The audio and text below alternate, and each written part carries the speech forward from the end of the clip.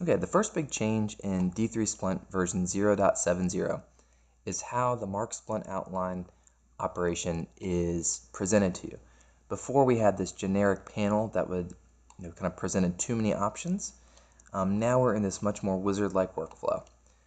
So all the mechanics are the same. You still have to draw with shift, left click, and drag, or more precisely, you can single click along the contour that you want. Tunnels are still a fundamental problem for this algorithm, and that's always going to be the case because of how this algorithm works by walking along the surface. So we have not improved anything with the tunnels, so you'll still need to block out diastemas or occlude tunnels with wax before you do this operator. But one thing that we have done is put it in this wizard format. So right now it's asking you to draw the perimeter of the splint, and that's the only thing you can do. If you go next, now it's asking you to pick the interior region, whereas before the user had to kind of infer or be trained to know that picking the interior was the next step that was needed. Okay, this algorithm has been given a lot more freedom to search further, so the partial selection of color has been improved a ton.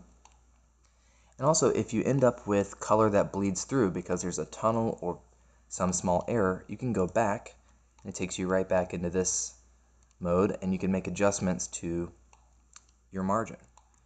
Furthermore, let's say there is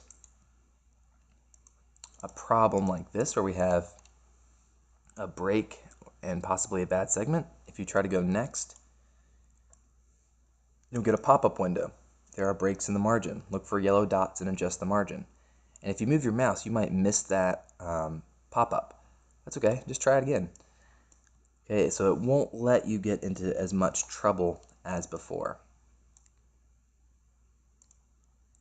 Furthermore, if you're having trouble, if you think you have problems but you can't find them, the Show Problems button will confirm that your whole margin is valid and show you any problems. So it'll either be red dots or yellow dots. Okay, rarely, but not zero occurrence, when you go to compute the cut, which is now handled automatically when you hit next, sometimes everything would look fine at this step, and then you'd end up with color bleeding out over the whole model or some failure. And that was just a done deal in the previous version. You had to start over. Now we can go back, make any adjustments to the margin,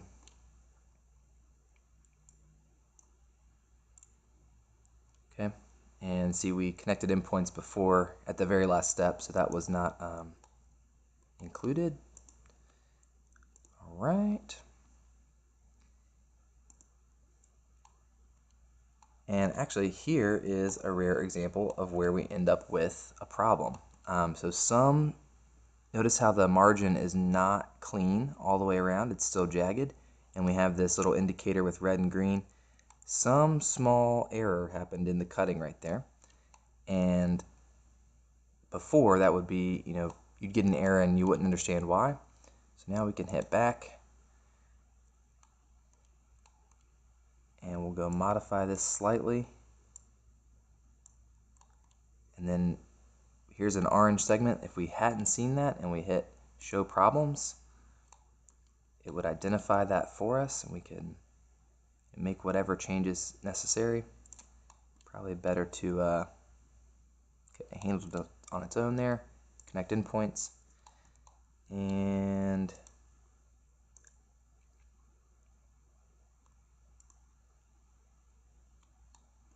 now we are good to go. Okay. In summary, way more clarity for the user of what step needs to be done, more flexibility in going forward and backwards through this wizard so that you can make modifications, and a lot more simple error checking and messages that pop up to help guide you along.